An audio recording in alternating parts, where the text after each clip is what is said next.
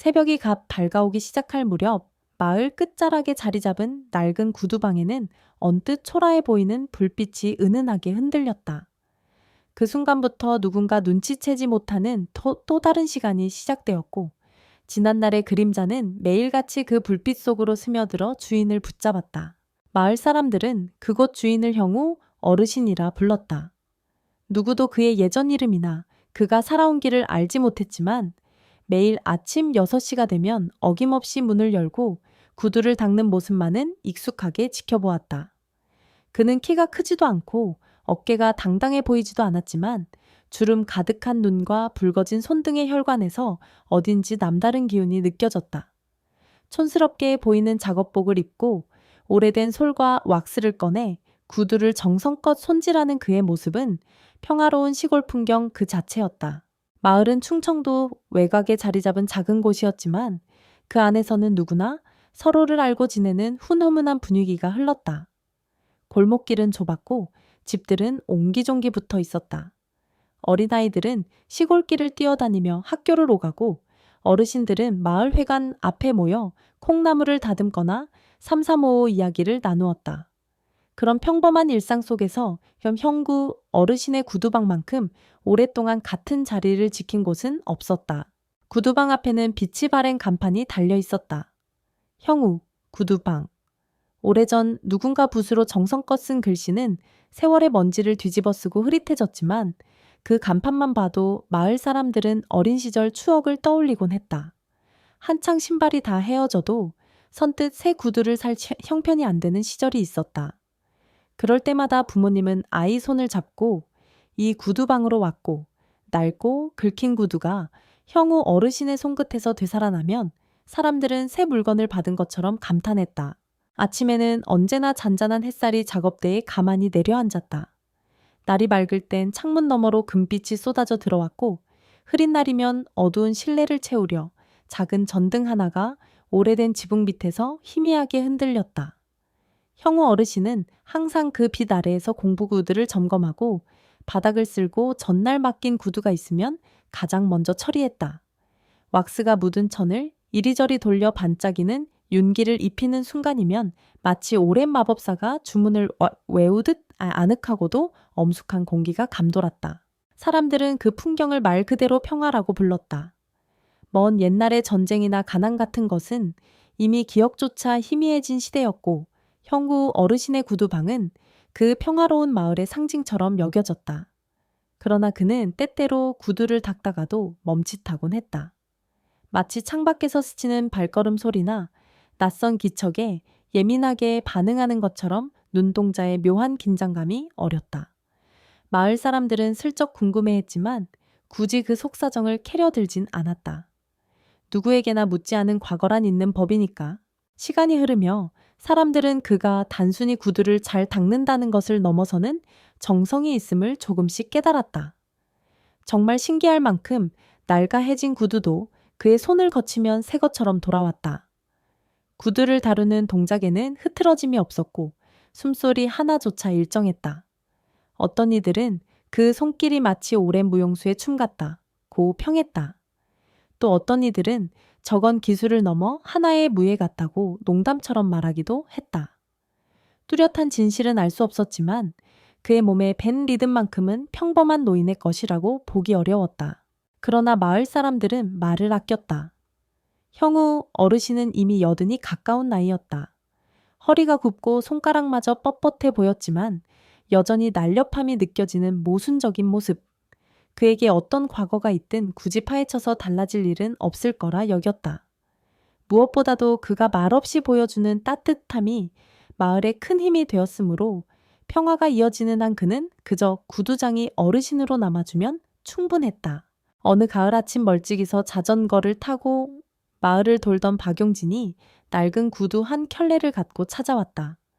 가죽이 거의 닳아서 금방이라도 찢어질 것 같았다.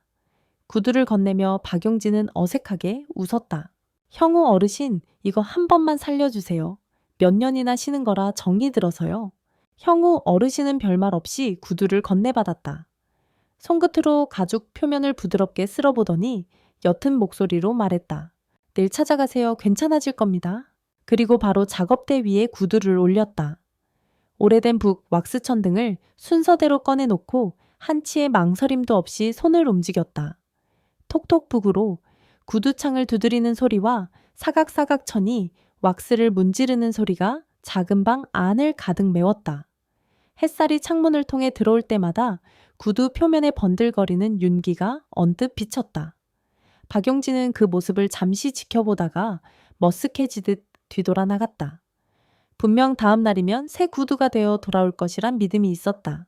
그러나 작업을 하던 형구 어르신의 눈길은 이따금 창밖을 향했다. 누군가를 경계하거나 아니면 먼 과거를 떠올리는 듯한 표정이었다. 눈에 띄게 어두워진 그의 얼굴은 늘상 마을 사람들에게 보여주던 부드러운 미소와는 전혀 달랐다. 그것은 쉽게 지워지지 않는 그림자, 그리고 그리움 혹은 아픔이 섞인 회한에 가까웠다. 저녁 무렵 구두방 문을 닫고 나면 그는 가게 안쪽 작은 방으로 들어가곤 했다. 그 방에는 오래된 나무 서랍장이 하나 놓여 있었고 맨 아래 서랍에는 항상 자물쇠를 채운 상자가 들어있었다. 매일같이 오늘은 열지 말자 고 되뇌었지만 간혹 밤마다 악몽을 꾸고 나면 무심코 열어보게 되는 상자였다. 그 상자 안에는 누구에게도 보이지 않고 싶었던 물건들이 들어있었다. 군번줄 같지만 아무 표식도 없는 금속 태그 무채색으로 색이 바랜 사진 한 장, 그리고 작은 기념품들이었다. 사진 속 젊은 병사들은 날카로운 눈빛과 잔뜩 긴장된 표정을 하고 있었고 모두 군복을 입고 있었다. 사진 뒤로 보이는 험준한 산이나 적막한 들판 같은 배경이 어렴풋이 찍혀 있었다. 그 아래쪽에 희미하게 남아있는 글씨는 북파 공작권이라 짐작하게 했다. 형우 어르신은 실제로 그들 중 하나였다. 오래전 전쟁의 상흔이 차에 아물지 않았던 시절 극도로 위험한 임무들을 수행하기 위해 존재조차 공개되지 않은 특수부대에 몸담았다고 했다. 동료들은 대부분 돌아오지 못했다. 기록에서도 사라져버린 이들이 있었고 어떤 이는 간신히 살아남았지만 결국 찾아갈 집도 인정받을 명예도 없이 세상에서 잊혀갔다. 그가 오직 구두를 닦으며 살아가겠다 하고 결심한 것은 자신이 살아남았다는 사실에 대한 일종의 속죄 같았다. 돌아오면 착하게 살자. 한밤중 출동 직전에 단 한 번 나눈 전우의 말이 계속 귀에 맴돌았다. 얼마나 많은 약속이 지켜지지 않고 사라졌을까. 그 생각에 그는 자주 괴로워했다. 유령처럼 존재를 감춘 채 살아온 뒤 선택한 것이 이 작은 구두방이었다. 낡은 신발을 다시 살려주는 일은 마치 자신의 과거에 내려앉은 검은 얼룩을 조금씩 닦아내는 것과 비슷하다고 생각했다. 그러나 운명은 그를 오래 가만두지 않았다. 어느 날 해가 저물어 골목에 어스름이 깔릴 때쯤 구두방 앞에 3명의 낯선 남자가 나타났다. 가죽 재킷을 입고 어깨를 부딪히며 들어서는 모습이 심상치 않았다. 대화를 나누는 목소리에는 거친 기운이 묻어났다. 곧 문을 거칠게 열고 들어오더니 실내에 눈을 돌렸다. 쨍그랑. 출입문 위에 달린 작은 종이 흔들렸다. 가장 앞서 들어온 남자는 머리를 삐죽하게 세웠고 얼굴 한쪽에 흐릿한 흉터가 있었다. 그는 사방을 두리번거리며 코웃음을 치듯 말했다. 여기가 허가도 없이 장사한다는 그 구두방인가? 형우 어르신은 서서히 고개를 들었다. 목소리는 낮았지만 이미 등줄기를 타고 올라오는 긴장은 숨길 수 없었다. 무슨 일이십니까? 그는 애써 차분히 물었지만 오래전 몸에 팬 전투 감각이 되살아나듯 팽팽한 기운이 감돌았다. 상대방이 허튼 수작을 부린다면 바로 대응해야 한다는 것을 그의 몸은 본능적으로 알고 있었다. 흉터 남자는 작업대 위를 툭툭 건드리며 비웃듯 말해댔다. 이 동네는 우리 도마현 형님 구역이야. 장사하려면 우리 규칙을 따라야 하지 않나. 마을에서도 소문으로만 들리던 조직 도마현이란 이름. 형우 어르신은 눈썹을 살짝 찌푸렸다. 인근 도시에서 세력을 확장하고 있다는 폭력 조직이라 했는데 그들이 드디어 이 조용한 시골까지 손을 뻗친 듯했다. 그러던 순간 구두방 안쪽 작은 방에서 낯익은 목소리가 들려왔다. 형우야 무슨 일이야. 작은 문을 열고 백발의 노인 3명이 나왔다. 그들은 오래전 함께 위험천만한 임무를 수행했던 전우들이었다. 종종 서로 소식을 주고받다가 그날 마침 오랜만에 모여 예시를 나누고 있었던 것이다. 그 광경에 흉터 남자와 다른 부하들은 당황한 듯 잠시 말을 멈췄다. 이내 코웃음을 치며 비아냥거렸다. 여긴 경로당인가 보네. 할아버지들이 왜 모여 있어? 흉터 남자의 목소리에는 전혀 예의가 없었다. 그러나 백발 노인 중 한 명이 살며시 나섰다. 눈가에 깊은 주름이 자리 잡았으나 그 속에는 싸늘한 기운이 어려 있었다. 젊은이들 나이값 못하는 행동은 누가 가르쳐줬나. 부드러운 어조였지만 속에는 분명하게 경고의 뜻이 담겨 있었다. 흉터 남자는 그 말에 비웃으며 고개를 흔들었다. 재밌네. 자리세 안 내면 불이익이 있을 거야. 한 번만 예고하는 거니까 잘 들어. 그가 무심하게 공구들을 손가락으로 건드리는 순간 백발 노인 중 한 명이 섬광처럼 움직였다. 흉터 남자의 손목을 낚아채고 다른 이가 뒤로 돌아 나머지 두 사람의 팔을 순식간에 꺾었다. 날카로운 비명이 터지기도 전에 세 명의 몸이 움직이지 못할 정도로 제압당했다. 이게 뭐야? 흉터 남자는 눈을 번뜩였지만 뻣뻣한 노인들의 소나기가 엄청나게 단단했다. 전우 중 한 명이 낮은 목소리로 말했다. 우리 친구 건드리려면 각오해야 해. 그들은 모두 북파 공작권 출신으로 몸의 감각이 여전히 살아있었다. 아무리 세월이 흘러도 전투 훈련과 실제 임무에서 배운 기술은 녹슬지 않았다. 흉터 남자와 부하들은 간신히 몸을 빼내곤 후다닥 문 밖으로 도망쳤다. 떠나기 전 흉터 남자는 분을 이기지 못하고 외쳤다. 두고 봐, 도마현 형님이 가만 안 둘 줄 알아. 그 협박을 남기고 골목으로 사라지자 잠시 구두방 안에 정적이 감돌았다. 형우 어르신은 전우들을 보며 난감하다는 듯이 한숨을 쉬었다. 괜한 일을 만들었군. 고맙긴 하지만.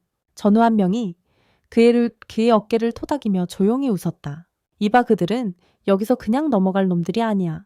우린 준비해야 할지도 몰라. 형우 어르신은 창밖 어둠을 바라보았다. 분명 이 마을의 평화는 한순간에 깨질 수도 있음을 직감했다. 그러나 그는 마음속으로 결심했다. 그래도 마을 사람들을 내버려 두고 또다시 도망칠 순 없지. 그렇게 스스로를 다잡았다. 다음날 형구 어르신은 평소보다 더 일찍 가게 문을 열었다. 밤새 악몽에 시달렸던 것처럼 잠도 제대로 못 잤지만 그럼에도 전날과 다름없이 작업대를 정리하고 낡은 소를 꺼냈다. 사람들은 어제 조폭들이 왔다 갔다며 수군거렸지만 그는 평소처럼 묵묵히 구두를 닦았다. 무엇보다 스스로 다짐했다. 착하게 살자고 했는데 맞고만 있을 순 없지. 그 다짐은 과거 전장에서도 잃지 않았던 의지와는 또 다른 의미였다.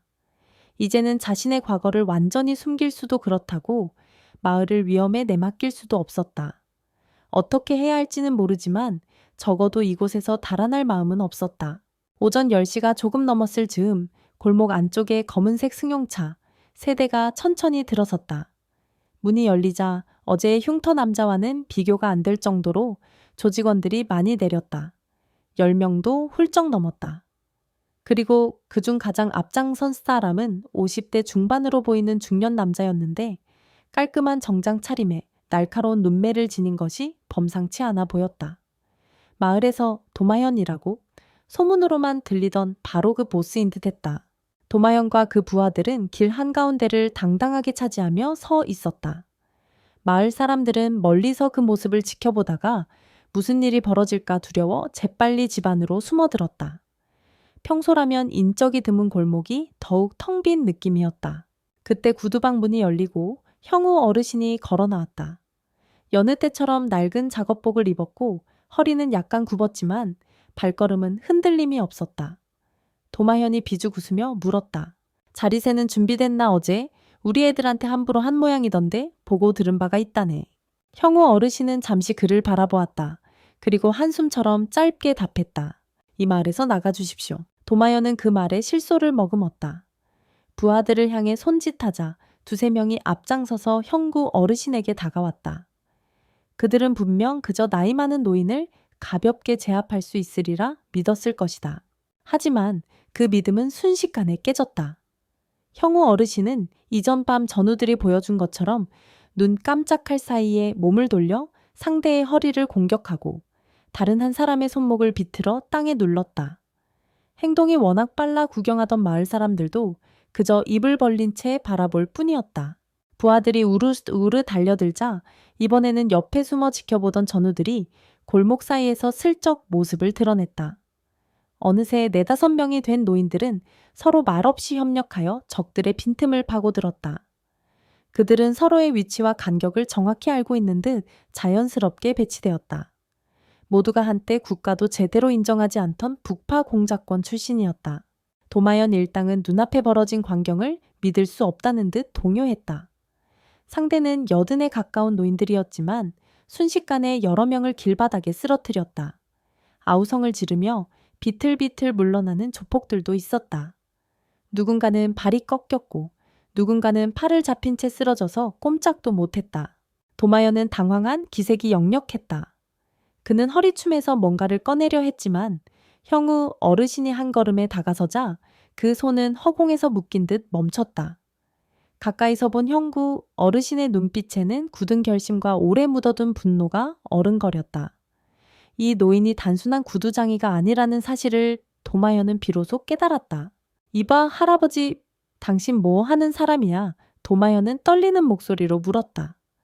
그러나 형우 어르신은 대답하지 않았다. 대신 낮은 목소리로 단호하게 말했다. 다신 이 마을에 오지 마라. 그 말에 조직원들이 서로 눈치를 보며 뒷걸음질 쳤다. 부하들 중 몇은 이미 겁에 질려 무릎을 꿇어버렸고 도마연도 호기롭게 버티던 기세가 꺾였다. 그는 이를 악물고 한없이 자존심이 상한 얼굴로 시선을 내리깔았다. 알았어. 알았으니까 이제 그만. 도마연은 부하들을 재촉해 겨우 채 태웠다.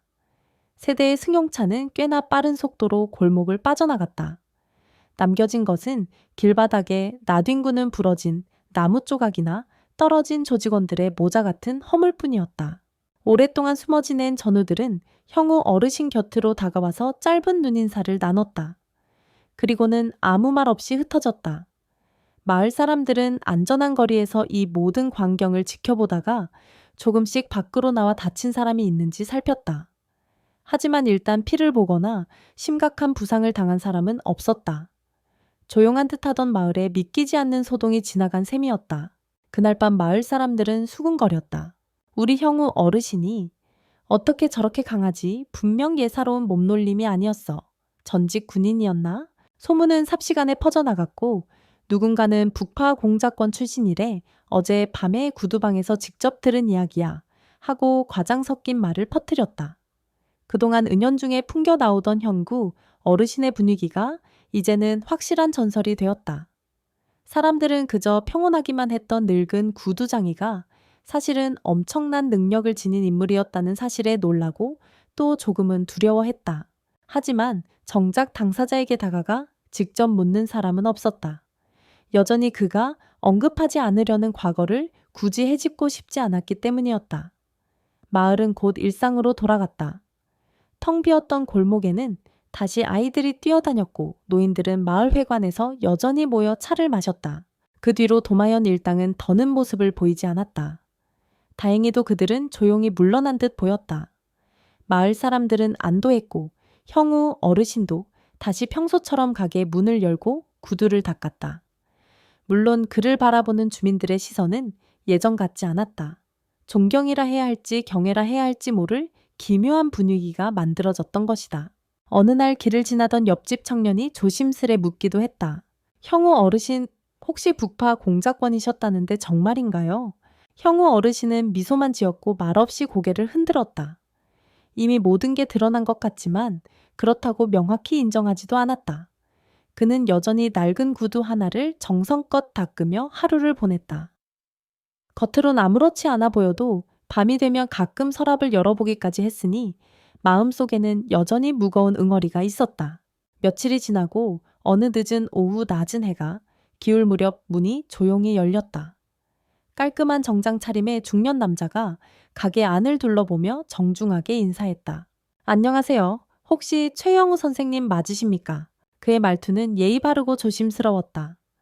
형우 어르신은 처음 보는 얼굴이었기에 살짝 경계했다. 그러나 남자는 이름까지 밝히며 의자에 앉았다. 박민수라고 합니다. 저는 국가정보원에서 오랫동안 일했지만 지금은 퇴직했습니다. 국가정보원. 형우 어르신의 눈빛이 살짝 흔들렸다. 오랜 과거를 아는 인물이 찾아온 것이 분명해 보였다. 혹시 조직에서 자신을 찾아온 것인지 아니면 또 다른 목적이 있는 것인지 순간적으로 긴장했다. 용건이 뭡니까?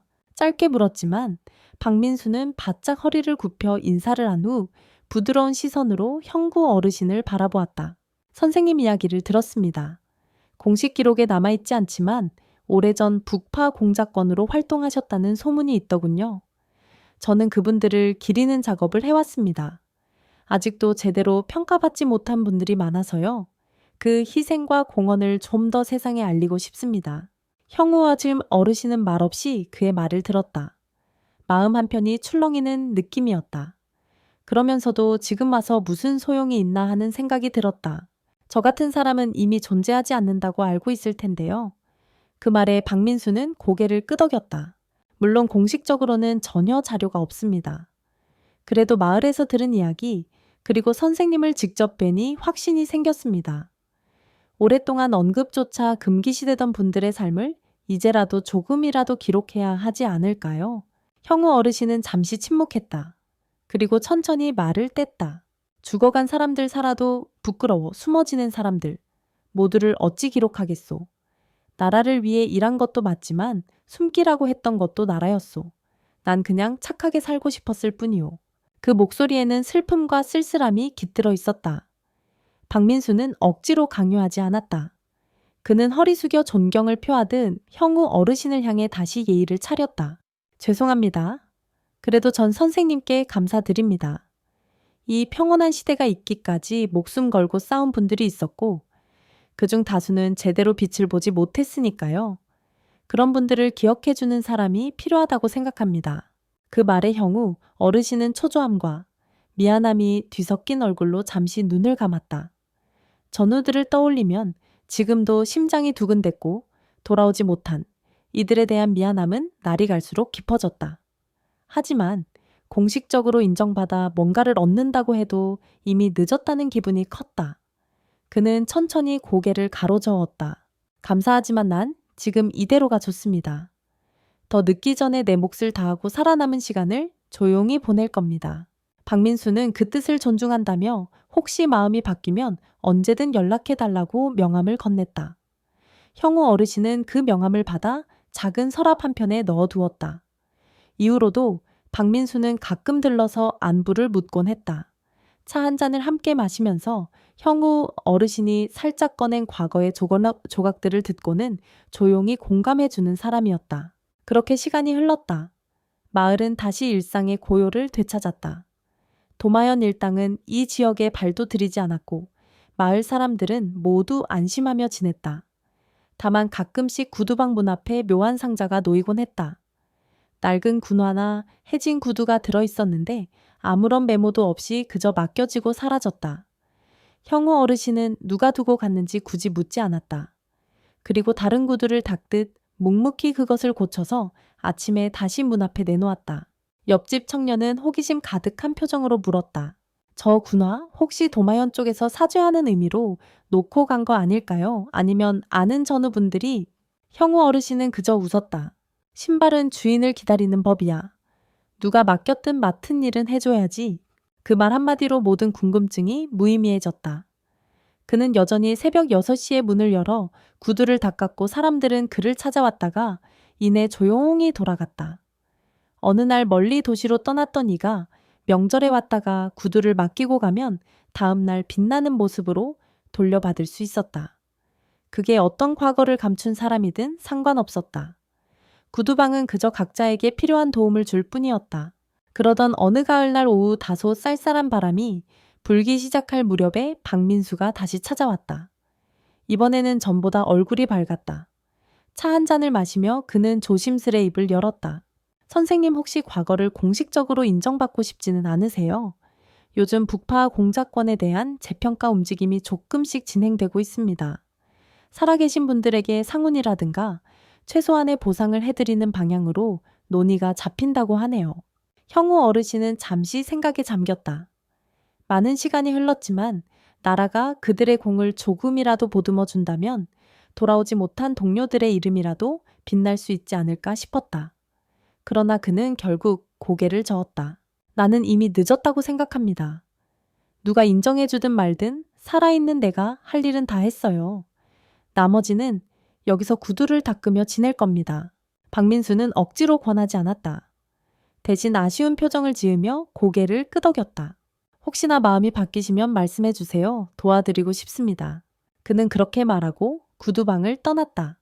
한동안 형우 어르신은 그 문을 바라보았다. 아무 말 없어도 오랜 시간 함께 해준 그가 왠지 고마웠다. 동시에 문득 전우들이 떠올랐고 가슴속에 남은 허전함이 밀려들었다.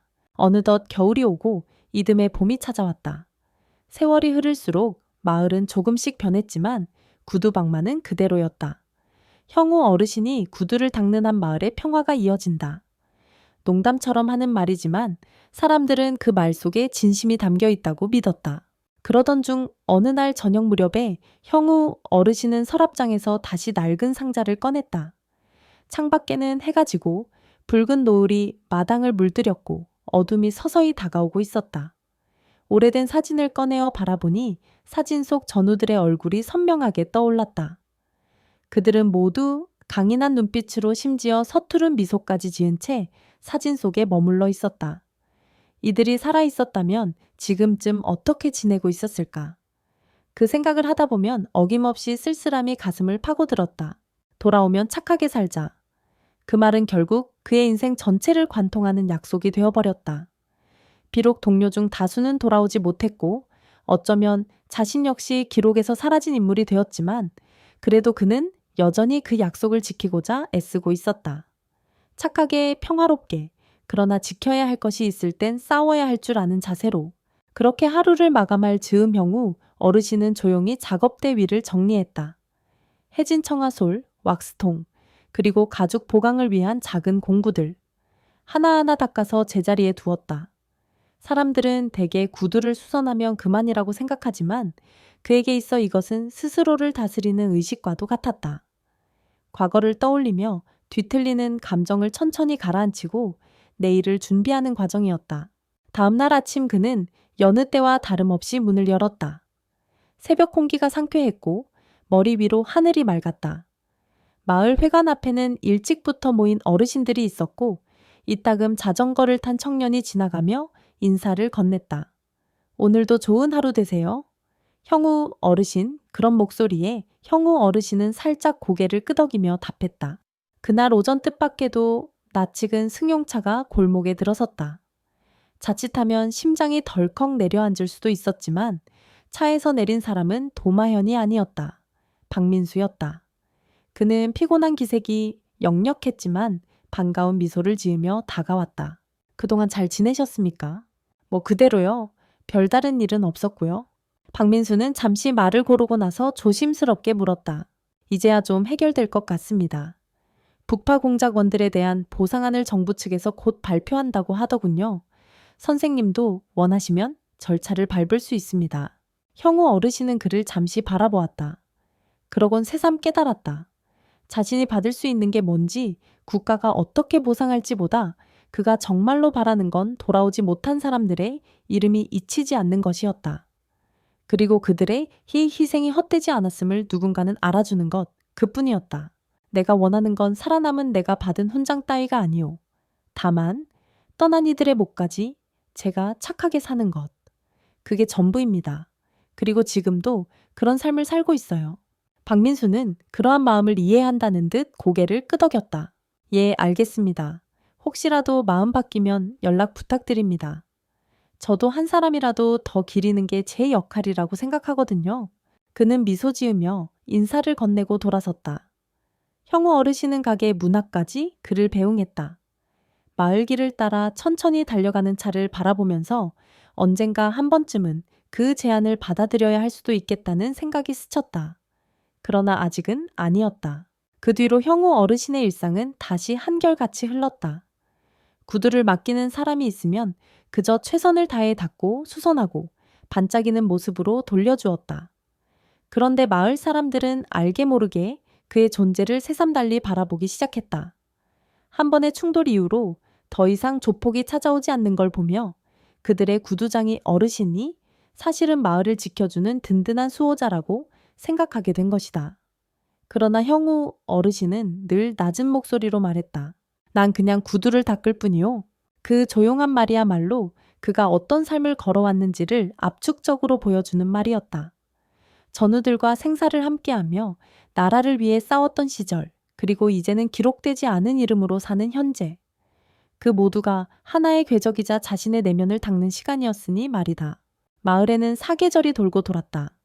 봄에는 벚꽃이 피고 여름이면 장마가 내려 골목이 질퍽거렸다. 가을에는 낙엽이 뒹굴었고 겨울이면 새벽마다 뽀얀 입김이 허공에 퍼졌다. 그 모든 계절 속에서 형구 어르신의 구두방에는 같은 습관이 유지되었다. 새벽 6시 문을 열고 작업대에 앉아 소를 들고 왁스를 꺼내 구두를 닦는다. 밥을 먹고 잠시 쉰 뒤 날이 저물면 문을 닫고 작은 방으로 들어가 서랍장을 바라본다. 그리고 다음 날이 오면 다시 문을 연다. 어떤 이들은 그를 영웅이라고 불렀고 또 어떤 이들은 그는 착한 노인이라 했다. 하지만 정작 형구 어르신은 자신을 그저 살아남은 자일 뿐이라고 여겼다. 그 삶은 결코 가볍지 않았고 어떤 날은 씻을 수 없는 죄책감에 잠을 설치기도 했다. 그래도 하루하루 구두를 닦으며 보내는 이 시간이 자신에게도 누군가에게도 작은 위안을 주리라 믿었다. 그리고 때론 마을에 다시 어두운 기운이 스치면 그는 여전히 주저하지 않을 것이다. 착하게 산다는 것은 결코 나약하거나 무방비함을 의미하지 않는다는 걸 그는 몸소 보여주었다. 지킬 것이 있으면 지키는 것, 그것이야말로 살아남은 자가 감당해야 할 또 다른 책임이기도 했다. 그날 저녁 형우 어르신은 마지막으로 작업대에 남은 구두 한 켤레를 살폈다.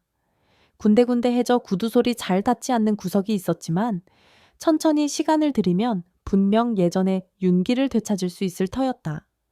그는 왁스를 살짝 묻혀 가죽 위를 부드럽게 문질렀다. 어둠이 서서히 내려앉았으나 구두방 안의 희미한 불빛은 오래도록 꺼지지 않았다.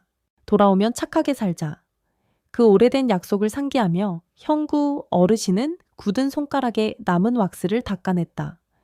낡았지만 여전히 쓸만한 구두에 새 생명을 불어넣듯 자신도 여전히 조금씩 닦이며 살아가고 있다고 믿었다. 그렇게 빛을 잃은 삶조차 다시 반짝일 수 있다고 그는 작은 불빛 아래에서 조용히 되뇌었다. 언젠가 그의 과거를 모르는 이들이 아무리 많다 해도 정성껏 닦인 구두가 주인의 발길을 편안히 인도하듯 그는 그저 자기 자리에서 최선을 다했다. 그러면 그것으로 충분했다. 세상 모든 길 위에서 닳아버린 신발이 또 한 번 살아나는 것처럼 구두장이로서의 그의 삶도 끝내 사람들에게 작은 빛이 되리라. 그것이 바로 존재하지 않는 사람으로 살았던 그가 택한 속죄이자 지켜야 할 것을 지키는 방식이었다. 그리고 어쩌면 진정 착하게 사는 일이란 그토록 단순하면서도 강인한 결심일지도 몰랐다. 그는 그 사실을 몸소 증명하며 오늘도 낡은 구두에 새 숨결을 불어넣고 있었다.